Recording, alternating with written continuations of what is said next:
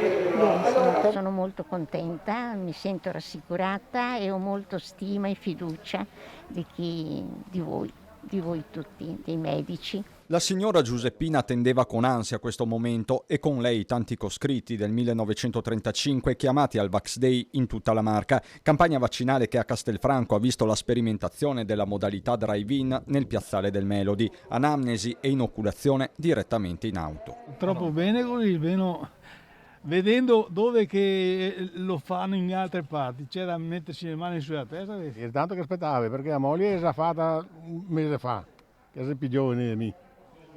Il Vax Point a Castellano è riuscito a vaccinare circa 35 persone all'ora, anche grazie all'aiuto arrivato ai sanitari dai carabinieri in pensione e dagli alpini, i primi incaricati di gestire l'arrivo degli assistiti, i secondi di accompagnare i veicoli nell'area di sosta.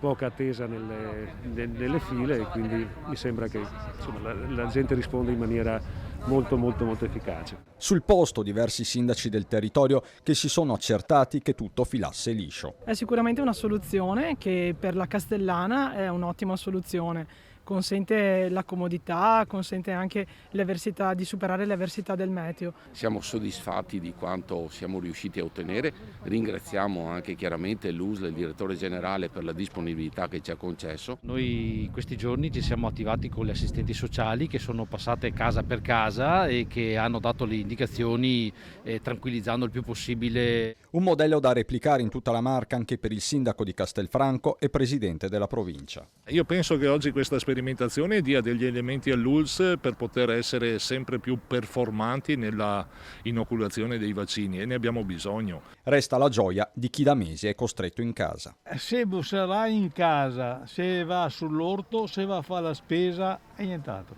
Mi ha intristita molto, io sono molto solare per natura, comunque sento la tristezza. È giusto fare e dopo sarà quel che Dio vorrà.